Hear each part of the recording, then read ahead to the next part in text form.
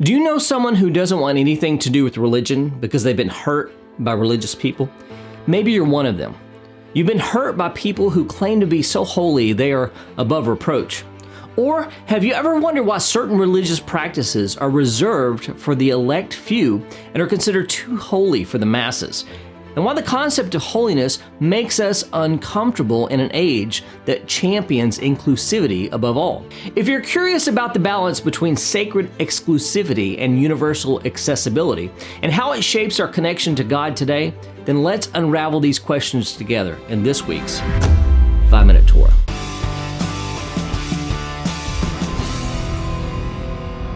Welcome back, Shalomies. It's great to have you back for another 5-Minute Torah. I'm going to give a brief overview of this week's Torah reading before I dig into what I introduced at the beginning of this video. This week, we're studying the portion of Tetzaveh, Exodus 27:20 through 30:10, and here are the 3 things that you need to know about it.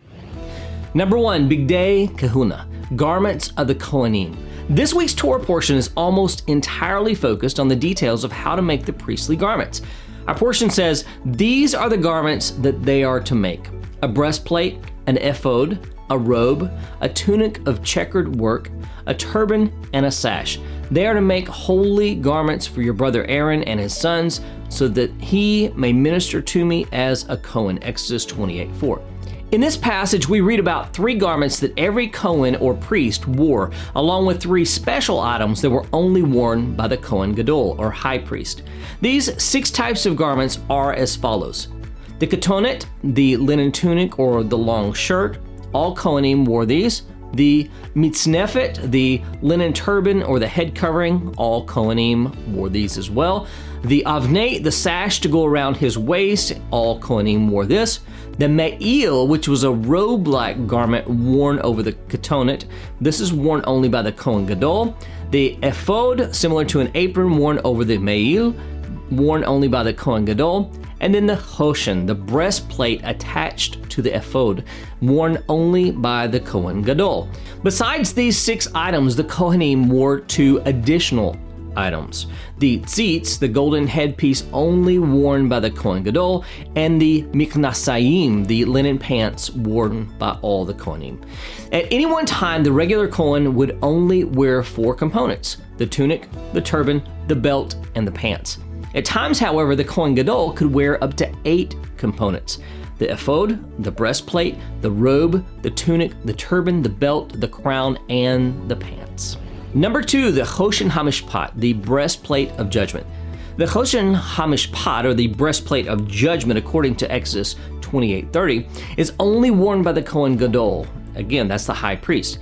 It was a piece of woven cloth made of 3 colors of dyed wool: techelet, which is like a turquoise blue; argamon, which is a purple; and a tolaat, which is a red or scarlet; linen, and gold threads. It was folded in half with 12 precious stones set into gold mounts, with each stone representing one of the 12 tribes. These stones were arranged in 4 rows as follows. The types of stones I've listed here are according to the translation of the Temple Institute in Jerusalem. These are from right to left: the ruby, representing Reuben; the emerald for Simeon; topaz for Levi; the carbuncle for Judah; sapphire for Issachar; the quartz crystal for Zebulun; the jacinth for Dan; the agate for Naphtali; the amethyst for Gad; the chrysolite for Asher; onyx for Joseph; the opal for Benjamin. Inside the fold of the material were the Urim and the Tumim, 2 mysterious objects that were somehow used as lots that gave the Kohen Gadol divine wisdom in situations where human reasoning was unable to determine the proper course of action. And number 3, the me'il, the holy robe. The me'il, or robe of the Kohen Gadol, was entirely of techelet, turquoise dyed wool. Around the bottom, it was decorated with pomegranate shapes made from the 3 colors of wool discussed previously. In between each pomegranate was a solid gold belt. You shall make the robe of the ephod all of blue. It shall have an opening for the head in the middle of it, with a woven binding around the opening, like the opening in a garment, so that it may not tear. On its hem you shall make pomegranates of blue and purple and scarlet yarns around its hem, with bells of gold between them, a golden bell and a pomegranate, a golden bell and a pomegranate around the hem of the robe.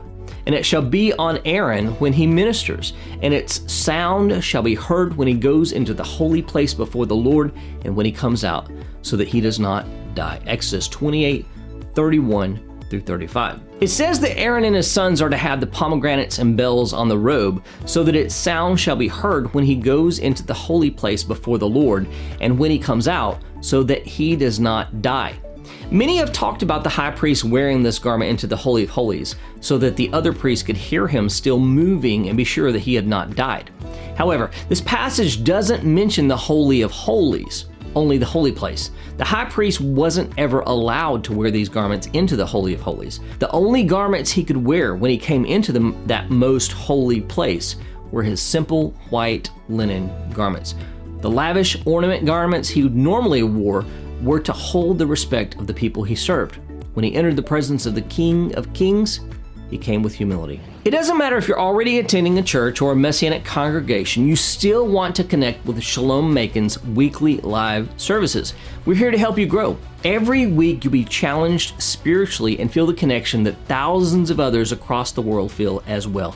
We live stream our services every Shabbat with a 9 a.m. Eastern liturgical prayer and Torah service and an 11 a.m. Eastern contemporary service with music and teaching. You can also connect with us on our website at shalommacon.org. From there, you can learn all about Shalom Macon and find ways to connect with others from all around the world. We look forward to joining you this Shabbat at Shalom Macon, where disciples grow. This week's Torah commentary is called The Degradation of Holiness and comes from my book, 5 Minute Torah, Volume 2. Parashat Tetzaveh is focused primarily on the priesthood. As part of the consecration ceremony of the Kohanim, or the priests, Aaron and his sons are instructed to offer up a ram and eat it at the entrance of the tent of meeting. You shall take the ram of ordination and boil its flesh in a holy place, and Aaron and his sons shall eat the flesh of the ram and the bread that is in the basket in the entrance of the tent of meeting. They shall eat those things with which atonement was made at their ordination and consecration, but an outsider shall not eat of them because they are holy. Exodus 29:31 through 33. According to this passage, the ram served three purposes. First, atonement. Second, ordination. And third, consecration. The priests were commanded to eat it, but it was forbidden to outsiders. Leviticus 22:10 reinforces this, saying, "A lay person shall not eat of a holy thing. No foreign guest of the priest or hired worker shall eat of a holy thing." These instructions sound similar to Paul's instruction for partaking in what is commonly called the Lord's Supper. Whoever therefore eats the bread or drinks the cup of the Lord in an unworthy manner will be guilty concerning the body and blood of the Lord. For anyone who eats and drinks without discerning the body eats and drinks judgment on himself. 1 Corinthians 11, verses 27 and 29. The Didache, one of the earliest testimonies to the teachings of the apostles outside of the apostolic canon, interprets this prohibition narrowly to mean those who have not come to faith in Yeshua. Let no one eat or drink of your thanksgiving except those who have been baptized in the name of the Lord, for the Lord has said, do not give that which is holy to the dogs. This is from the Didache, chapter 9, verse 5. Like the food consecrated for the priest, these elements are forbidden to outsiders, so to speak, or those who are not within the boundaries of the sacred fellowship. Yeshua offered up both his body and his blood to make atonement on our behalf. Therefore, since the bread and the wine that Yeshua's followers partake of memorialize his death, resurrection, and return, the apostles treated them with a similar sanctity as the food reserved for the priesthood. They were given a degree of holiness, and holy things require protective boundaries to ensure their sanctity will not be compromised. The concept is difficult for us to grasp because we live in a culture that has lost its understanding of holiness. To be holy means to be set apart for God for a specific purpose. Modern man is uncomfortable with the idea that some things are sacred because it immediately implies that other things are not. People don't like being different from those around them. It's human nature to succumb to peer pressure and adopt a herd mentality rather than stand out from the crowd. It even seems that modern religion's goal is to desanctify the sacred. In a society obsessed with equality, we find the idea of a religion that contains elements that are inaccessible to the masses unacceptable. Therefore, today's clergy is working harder and harder to be as cool and casual as their congregants in order to avoid any traces of distinction. This is the fuller context of what Yeshua said about giving what is holy to the dogs. Do not give dogs what is holy, and do not throw your pearls before pigs, lest they trample them underfoot and turn to attack you. Matthew 7:6. Yeshua's words are coming to pass. We have lost respect for the sacred in our generation, and Judaism and Christianity are a constant target of attack. Why? It's because we have ignored our Master's teachings and placed what is holy into the laps of dogs and pigs. The same thing has happened in our generation that happened in the days of the prophet Isaiah. The concept of holiness has been distorted through hypocrisy and those who do not live up to the holiness they claim to be representing. Isaiah's rebuke against these people is where we get the phrase, holier than thou, from the King James Version. I spread out my hands all the day to a rebellious people who walk in a way that is not good, following their own devices, who say, keep to yourself, do not come near me, for I am too holy for you. This is Isaiah 65 verses 2 and 5. In Isaiah's day, the people who claimed a status of holiness were the ones who were living completely contrary to God's standard of righteousness. They wanted to be set apart, but they weren't willing to live according to the standard associated with the level of sanctity. This is a constant struggle among the people of God. Unfortunately, our current way of remedying this problem has been to invalidate holiness as a whole, rather than to elevate it. How do we turn the tide on this? Maybe we should begin by taking our Master's words to heart and treat holy time, holy space, and holy objects with the sanctity they deserve while treating people with the respect they deserve. Maybe this will begin to show the world the beauty of holiness rather than the ugliness of hypocrisy.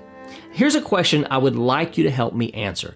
Considering Yeshua's warning against giving what is holy to the dogs and the pigs, how do you discern when and how to share your faith or stand up for the sacred in a world that might not always respect or understand them? Please help me by posting your suggestions in the comments below. If you're wondering where to go from here, just click the video right here. Join my wife and me for a dive into the biblical Sabbath in our recent teaching from our Lunch and Learn series. If you want to learn about the biblical foundations of the Sabbath and practical steps to enjoy your first or maybe even your 100th Sabbath dinner in your home, then be sure to watch this latest Lunch and Learn teaching. You won't regret it. I'll see you next week for another Messianic insight into the eternal tour of God. Blessings from Shalom, Macon, where disciples grow. Please visit our website, shalommacon.org, to learn more about us, join our live services, access other teachings, sign up for our newsletter, join our private network that will connect you with our greater community from around the world, or contribute to the work of Shalom Macon. Thank you for watching, and we look forward to connecting with you.